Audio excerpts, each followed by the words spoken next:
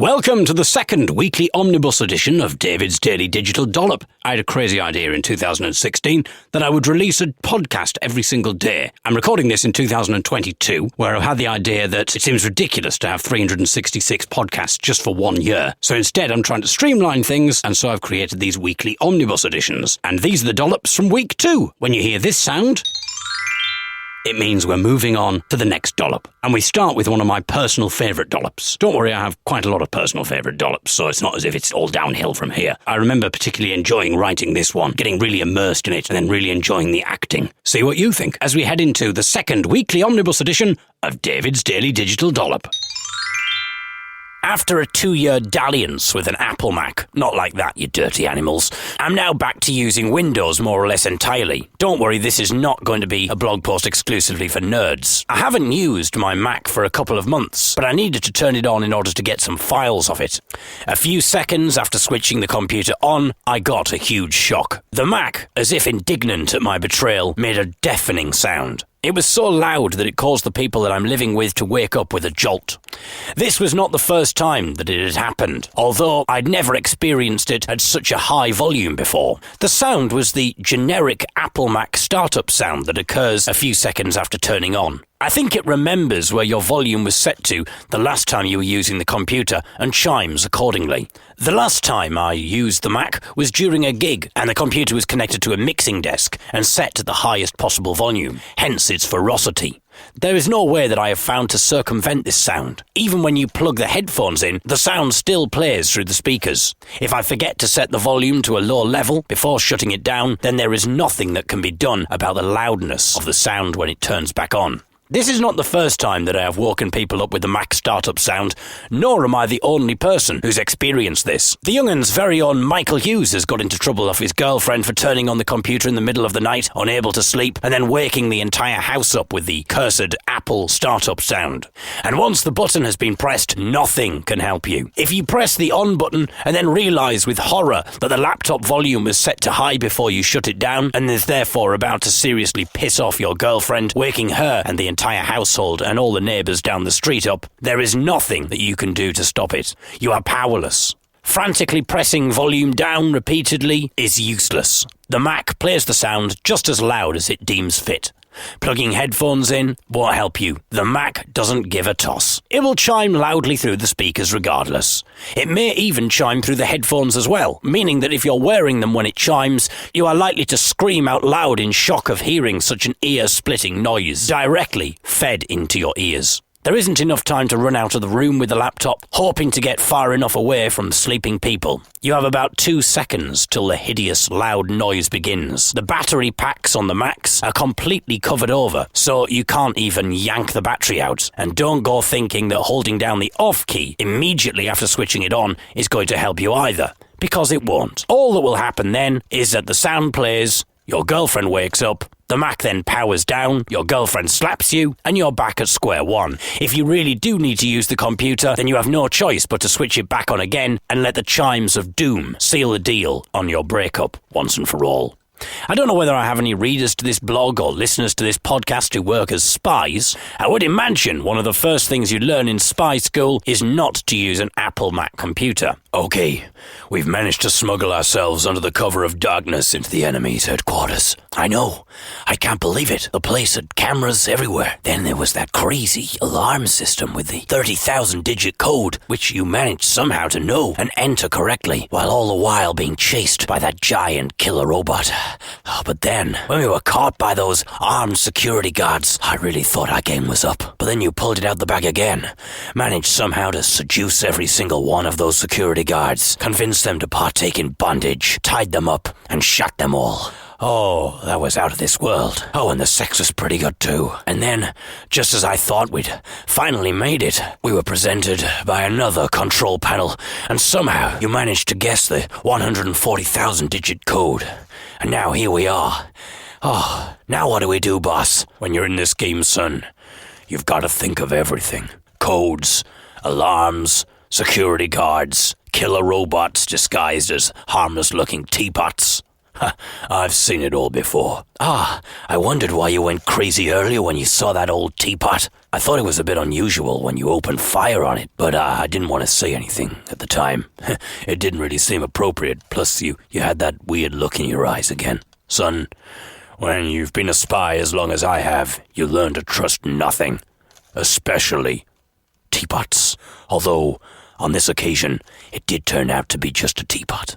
Antique, Chinese, one of the few surviving teapots from the Chinese Qing dynasty during the Qianlong period, circa 1736 to 1795. A shame to have riddled it with bullet holes, as it would have fetched quite a bit at auction.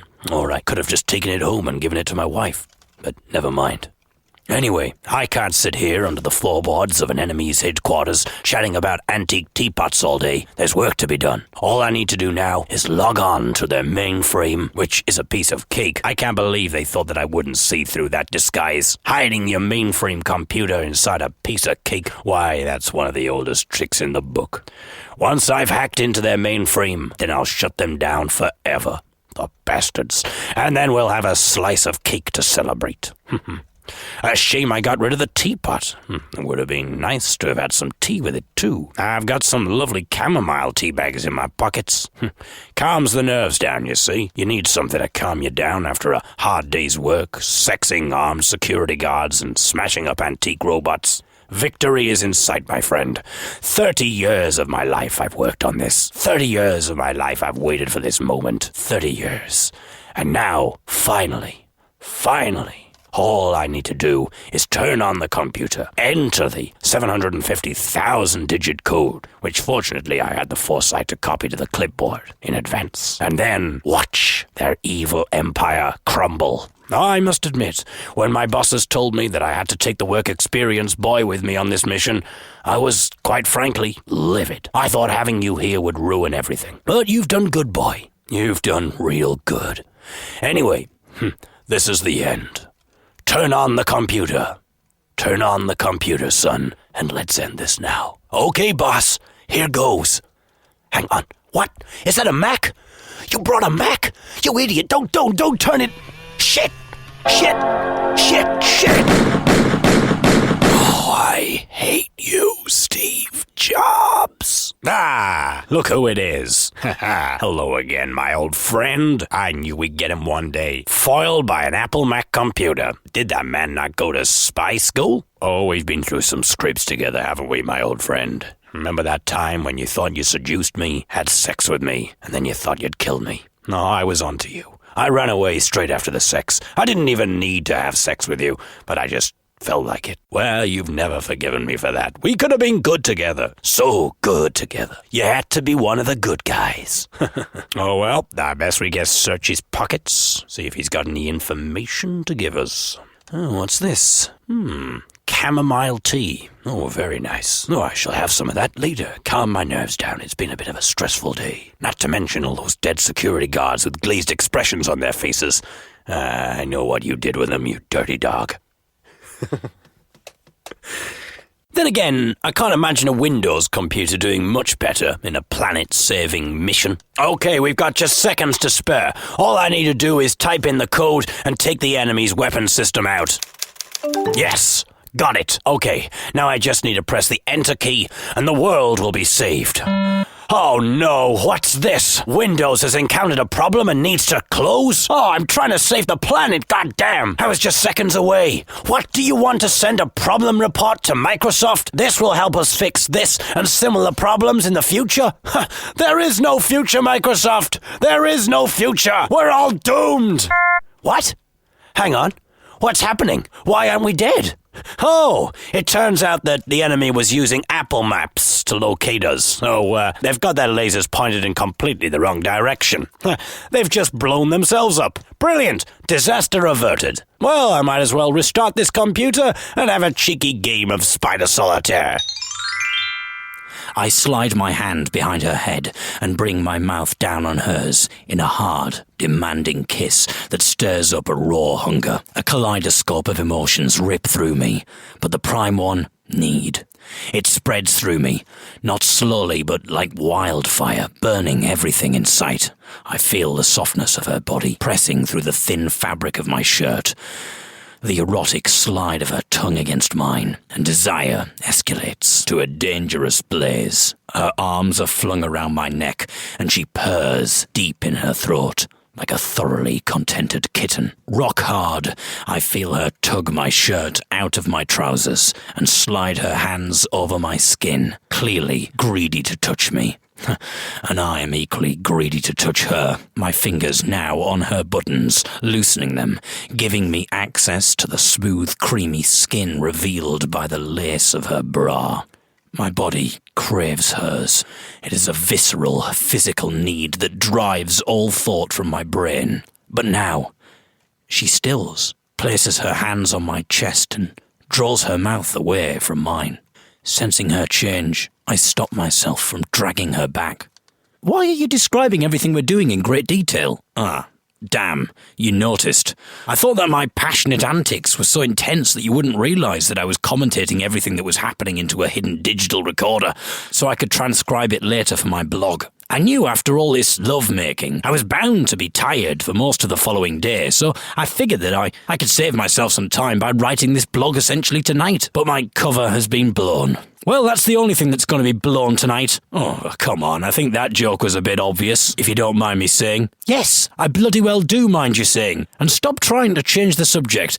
How dare you? I can't believe you were recording everything and commentating on it for your blog. Look, you don't understand. It's not easy writing a blog post every day, you know. I'm finding it hard to keep it up.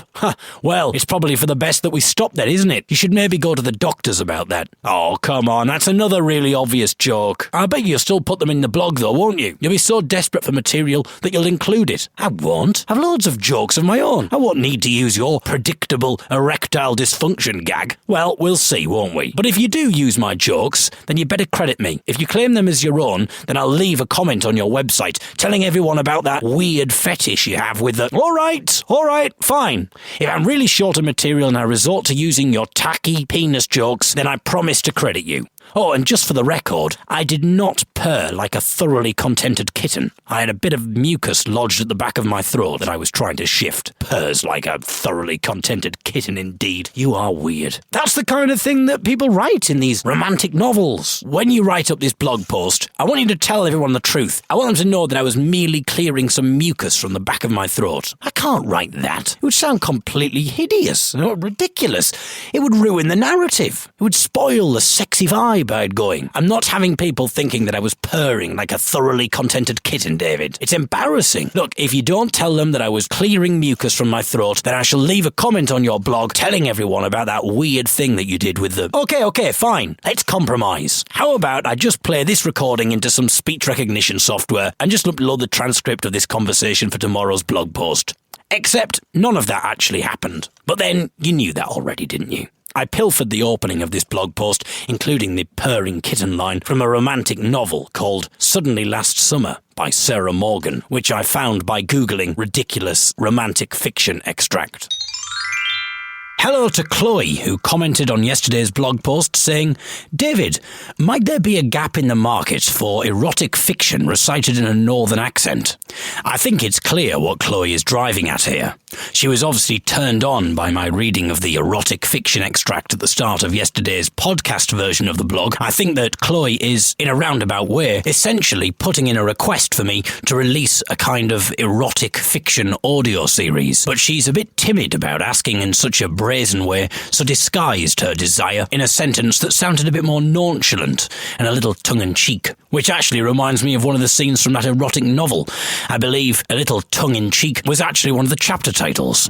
I'm glad you enjoyed yesterday's blog post, Chloe. I'm sorry I had to ruin it for you by curtailing the fantasy before it properly got going. I am able to view various statistics for this website, including what pages people have visited on my blog, but it also tells me what external links people have clicked on. Only one person so far has clicked on the link that I put on yesterday's blog post linking to the erotic fiction novel that I pilfered from. I think we all know who that is, don't we, Chloe? It won't be the same, though, without me reading it. Also, I've noticed that every day there's always at least one person who visits a particular blog that I wrote years ago. I can't help feeling that nearly every single one of these people have been bitterly disappointed upon discovering what it is. The name of the blog post is Mongol Sex. It talks about the fact that a few years ago I noticed that one particular blog post was getting more visitors than all the other pages on my site. The blog post was detailing why I've always been interested in radio and tells the story of when I was 7-year-old, listening to an old shortwave radio late at night under the bedclothes. The shortwave frequency boasted every type of radio station from every place on the earth. I remember tuning in to a French radio station one night to hear the sounds of 2 women groaning. At first, being only 7 at the time, I assumed that perhaps they were in pain. But as I listened longer, I realised that they were very much enjoying themselves. I got my first sex education lesson about lesbianism thanks to French shortwave radio at the age of 7. I was also the only person in my class to have been fluent in French, although sadly the teacher wasn't impressed by me knowing the French for dildo. Still, you never know when such information might come in handy. In case you're interested, it's... Oh, now, I live with a French person. I could have asked her in advance. Godemichier. If she can hear this now, she's going to be wondering why I'm shouting Godemiche randomly. So now you don't need to Google it, Chloe, pretending that it's merely an innocent linguistic curiosity, because I've just told you what it is. So if you want to Google French dildo, then that's fine, but don't try and pass it off as anything else other than your rampant sexual desire to see some French lesbian action, Chloe. Alright? It's perfectly acceptable, Chloe. Just be honest, and we'd respect you a lot more for it. The slightest touch of the knob, by which I mean the radio knob, you dirty animals. Chloe, calm down. Can tune into a completely different station and into a completely different world. One moment, you're listening to an enraged American evangelist damning you to hell in a threatening, deep, gruff voice unless you send him money. Then you touch the dial ever so slightly and you're listening to a French radio drama with lesbian sex scenes. Then the sound of a Mongolian throat singer belting out the popular Mongolian hits of the day. You know, the kind of thing. We've all got, now that's what I call Mongolian throat singing Volume 1, and most of us probably have Volume 2 as well. Volume 3 a bit rarer.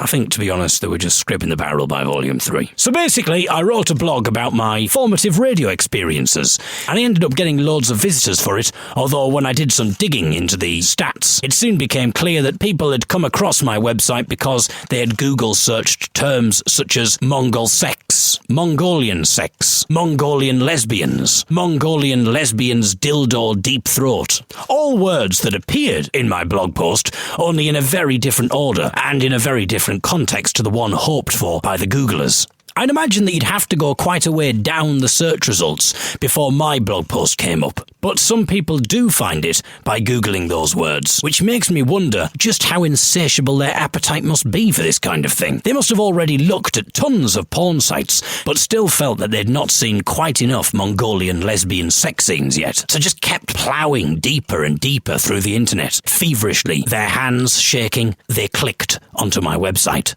and instantly their hearts sank, as presumably did the bulge in their pants, when a photo of me popped up on the screen, and their eyes scanned the disappointing litany of words about some 7-year-old's boring experience of shortwave radio. Oh, well, at least I learnt the French for dildo, I suppose. So I suppose it's been a bit educational, and in fairness, I have wasted the entire day watching Mongolian lesbian sex scenes. Oh, and I've still got tomorrow's sermon to write. Ha-ha! See what I did there? Pow! He's a priest, adding another unexpected layer of comedy. I'm unstoppable. I wonder if anyone will find this blog post now by Googling Mongolian lesbian sex deep throat dildo priest. Time will tell. I wonder if I have any regular listeners to this blog who have stumbled across me when searching for porn and then got hooked, apart from Chloe, obviously, who's never commented on any of my other blog posts before, but suddenly comes out of the woodwork when I start writing erotic fiction.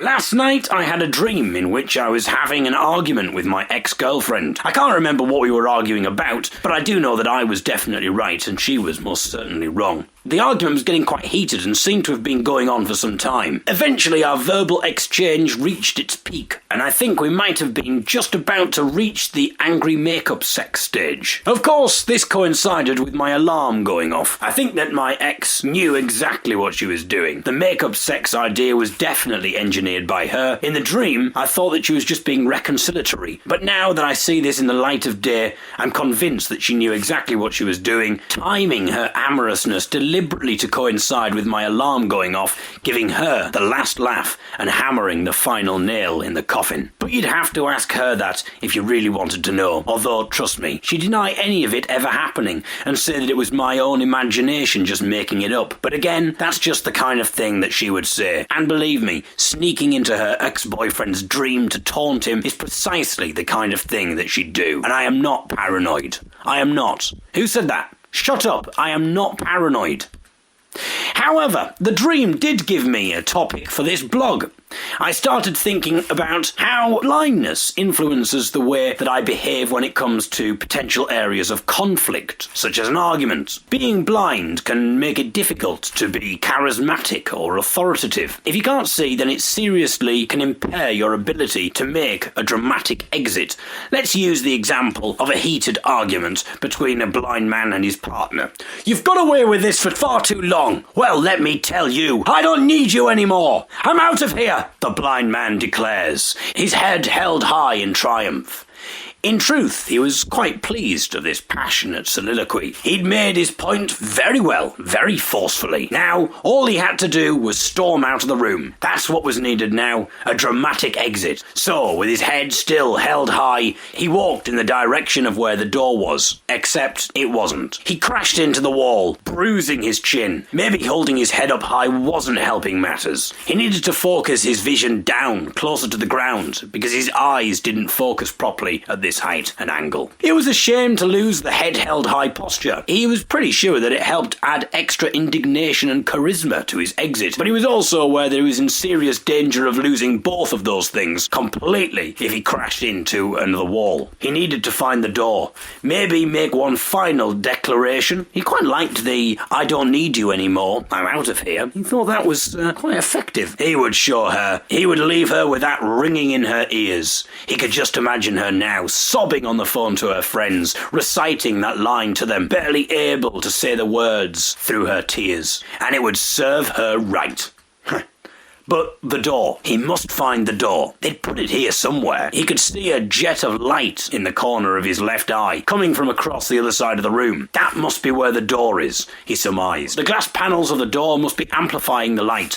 All he needed to do was walk towards the light. Shit! He screamed. His nose was burning. The light was a candle. He brushed the hot wax off his nose. Ideally, he'd take some cold water to the burn, but there wasn't time for that. He realised that he was really starting to lose face here. He must find the door. Then he heard his girlfriend sigh wearily. She stood up, took his arm, and gently escorted him to the door. Well, that didn't go as well as he'd planned. But still, he was at the door now. All he needed to do was cry his ardent farewell and give the door a good slam behind him. Then he'd be out of that house and out of her life, and that would show her. He was at the door now. He unlinked his arm from hers, turned to face her, and yelled, "Yes, as I said, I don't need you anymore. I'm out of here." Yes, of course he was aware of the irony, but now that she'd guided him to the door, he didn't need her anymore.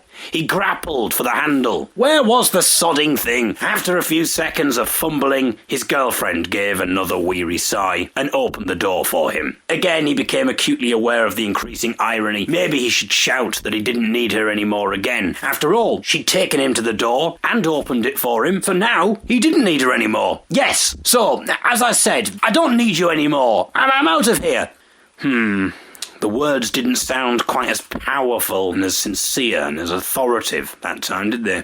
Still, he could reclaim the moment by giving the door a good slam behind him. He stepped out of the house and reached for the handle to give it one big, dramatic, final slam. But again, the handle completely eluded him. Where the heck was it? He fumbled for a while. He was losing the moment again. Aha! He found it. He grabbed the handle forcefully. He wanted to get a good angle, to make the slam as loud and as intense as he possibly could. But then he realised that the door was already shut. His girlfriend must have shut it gently behind him. Damn her! Well, he'd show her. But he'd just have to open the door and then slam it closed. Not as powerful an exit as he'd have liked, but better than nothing. Perhaps he should shout, "I don't need you anymore, I'm out of here," again, but maybe 3 times would be overkill. He took hold of the handle, pulled the door back open, and then slammed it shut again. In fairness, it was a pretty forceful slam. He was quite proud of it. It was a shame that it was seriously tempered by the debacle that had just preceded it, but at least he'd got the slam in. Now, all he had to do was just walk away. Except, he'd forgotten his cane. With all the drama, he'd completely forgotten about his cane. He couldn't go anywhere without it. There was nothing for it but to open the door and ask for it back. He opened the door again and diffidently cleared his throat. "I need my cane." She sighed that weary sigh again. She handed him the cane. "But I don't need you anymore, and I'm out of here." But he knew it was useless. He'd lost the moment completely. This wasn't the charismatic, noble exit that he'd imagined. He knew he'd lost. Yesterday was a great day for equality. A member of the Church of the Flying Spaghetti Monster won a battle to be allowed to appear in his driving licence photo wearing a colander on his head. He claims that the colander is part of his religious dress and that denying him the right would be discrimination. Fortunately, the powers that be saw sense and, after a bout of indecision, acquiesced. I did think about trying to conduct another interview with a member of the Church of the Flying Spaghetti Monster, but thought that 2 blog posts in a fortnight containing loads of pasta puns might test your tolerance levels a bit too much. In other news, we have a new kettle. Excellent transition. Normally I wouldn't bother to tell you about the purchase of fairly standard domestic appliances, but this kettle is a special kettle. It is a kettle that you can control by your phone, tablet or Apple Watch. The app has a bland, uninspiring name, so much so that I can't actually remember what it is, but I think they're missing a trick by not calling the app Polly. It could also be voice activated, so when you wanted to use the kettle, you merely had to say, "Polly, put the kettle on," and we'd all laugh, wouldn't we? You don't just get tea, but you get humour as well. Hilarity. I also had an idea for the Apple Watch version of the app. When the app loads up, it should show the words, "An Apple Watched kettle always boils." Sadly, this wouldn't work for the phone or for the tablet version. However, if the phone and the tablet app are anything to go by, then this particular statement would be incorrect anyway, as in actuality, the kettle only seems to boil 1 in every 30 attempts, by which point you might as well have just crossed the room and turned the bloody thing on. I think this is a case of technology going one step too far, adding a needless level of complexity to the more straightforward of tasks. My 2 housemates, Ben and Elsa, have spent about a day trying to work this thing. Firstly, you need to make sure that there is actually water in the kettle. This means that you have to remember to fill the kettle back up as soon as you've made your tea. Otherwise, you won't be able to use the kettle app, because we haven't yet reached the technological age that means that the kettle can turn on the tap and fill itself. I would argue that this, rather than simplifying the tea-making process, complicates it, because you're going to have to train yourself to remember to fill the kettle back up after you've made the tea. And who is honestly going to remember that? You know for a fact that you're going to forget, so that the next time you want tea, you'll need to go into the kitchen and fill the kettle before you can use the app, which would then be stupid because you're literally standing at the kettle, so why not just press the button on the actual kettle? Of course, you could, I suppose, fill the kettle to the brim, so that would maximise the number of boils that you could get before you needed to fill it back up. But this adds a whole new range of problems. Firstly, this is far from environmentally friendly, and the last thing I want to do is incur the wrath of the gods again after my toilet paper fiasco. Nor is it particularly energy efficient. This kettle has the potential to double your electricity bills, not to mention the extra power being used to keep the kettle's inbuilt Wi-Fi receiver running 24 hours a day. Of course, you could turn the kettle's Wi-Fi connectivity off, but then you'd have to keep going back to the kettle every time you wanted to use the app just so that you could turn the Wi-Fi back on, which again would defeat the whole purpose of having an app because you're right by the kettle. Also, having the kettle filled right to the top would mean that it would take much longer to boil than it ordinarily would. It would be a massive waste of time and energy, especially if you were just making 1 cup of tea. You'd have to boil an entire kettle's worth of water. So far, we have been able to boil the kettle from the dining room, which is about 10 metres away from the kitchen where the kettle is housed. We did try boiling it from my bedroom, but we got an error message telling us that the kettle was not in range. Surely that is the whole point. If the kettle is in range, then I'd just press the bloody button on the kettle and boil it the old-fashioned way, wouldn't I? But this is 2016, and apparently that way just isn't cutting it anymore. Eventually, we got it working again. The app advised us to go to the base of the kettle and reset the Wi-Fi receiver. We were then able to go back up the stairs and boil the kettle from my bedroom. But then we had to go down the stairs again to make the tea. This is the most ludicrous and pointless invention. It's only a matter of time before it breaks again. I don't think I'll be using the app part of the kettle. I am happy with the traditional way of operating kettles. Plus, with all the stress that using the app would cause, I have the feeling that if I kept using it, the only thing that's going to be steaming is me, because the kettle certainly won't be. Oh!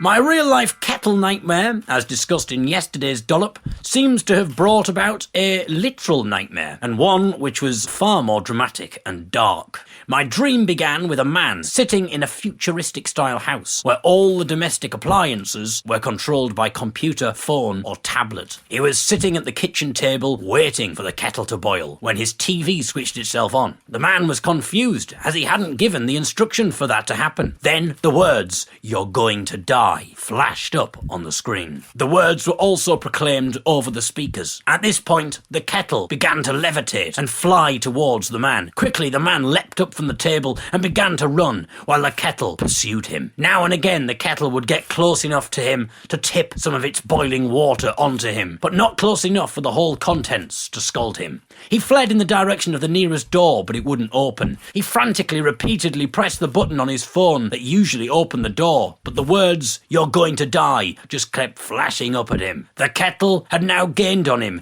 and began to tip boiling water over his head. He shrieked in pain and ran in the opposite direction. The kettle did not follow. It had ran out of water and needed to be filled back up. Sadly for our friend from the future, kettle technology had moved on in leaps and bounds from today, and so the kettle was able to fill itself back up from the tap. He made it to the door at the opposite side of the room, leading to his office. He heard the kettle begin boiling again. It would be only a matter of seconds before the assault recommenced. Desperately, he tried to open the door, but the app was having none of it. "You're going to die, you're going to die," kept flashing up on the screen every time he pressed the open door icon on his phone. Then he had an idea. It was a crazy idea, but it might just work.